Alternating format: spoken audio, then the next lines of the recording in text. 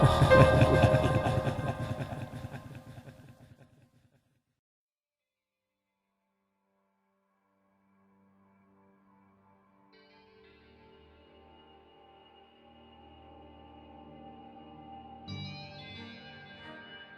any city, in any country, venture across the highways and lonely roads of the slums, or the bad part of town. Should you come across a scruffy man holding a bottle of liquor in a paper bag, his shirt sweat-stained and his pants muddied, do not be afraid to ask him if he knows of the one who calls itself the holder of the Adversary. More than likely, he will smile knowingly at you, like an old friend with whom you've just shared an inside joke. Do not be alarmed. The man knows of the one you search for. The less fortunate of us sometimes seem to know these things. He will guide you to a manhole and casually slide the metal lid off with one grimy boot, tossing you a small flashlight which flickers precariously. He will urge you down into the darkness. Once inside the depths of the sewage system, you will come to realize that it bears no unpleasant scent. No scent whatsoever, in fact. But turning on the flashlight and gazing at your surroundings, you will realize you are in a round room.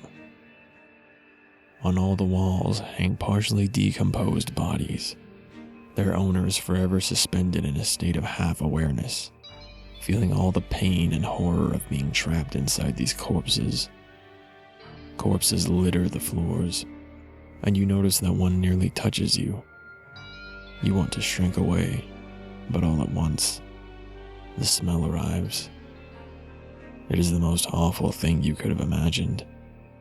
Human and animal excrement, sulfur, rotting bodies, burning flesh. You are momentarily paralyzed by the horror of it, and when you recover, you do your best to will yourself not to throw up. A thought appears in your head. We are the remains of the ones who could not face the Adversary. You gulp, fearful, and stare around you, searching for the source of the voice. But suddenly, the bodies begin to explode, one by one, releasing more of the horrible scent and bathing you in bodily fluids and chunkier things you'd rather not know the names of. The corpses sink onto the floor, and what rises out of the slimy mess is a creature of pure beauty. Whether man or woman, it depends on you yourself. You cannot shake your gaze from this gorgeous, naked human until you realize this is a portrayal of you, the best you that you could be. Confident, smiling a gentle, patient smile. They have everything you could ever wish for yourself to become. You are overcome by a sudden jealousy, a total anger, a need to destroy this perfect you. Do not do it. If you do, you are doomed to the Adversary's wrath, the eternal torment of the damned you have witnessed prior. Only one question comes to mind to ask the exquisite creature. What could they destroy? The holder of the Adversary chuckles melodically, condescendingly, and explains to you as though you are a small child exactly the answer to your question. It spares no details, even the most horrific. Strangely, however, the story is interesting and calming to listen to, and you find yourself absorbed in a childlike fascination with the holder.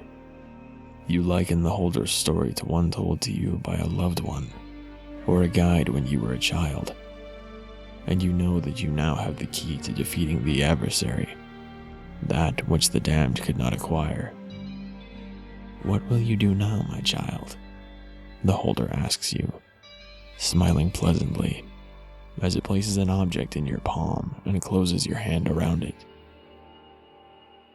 You mustn't open your hand until you are free of this place, says the holder, as a fitting goodbye. Once having escaped from the sewer, you open your fingers, which feel strangely stiff. You hear the echo of the perfect U's laughter swim around you as you look at the object in your hand. It is a green plastic Army Man toy.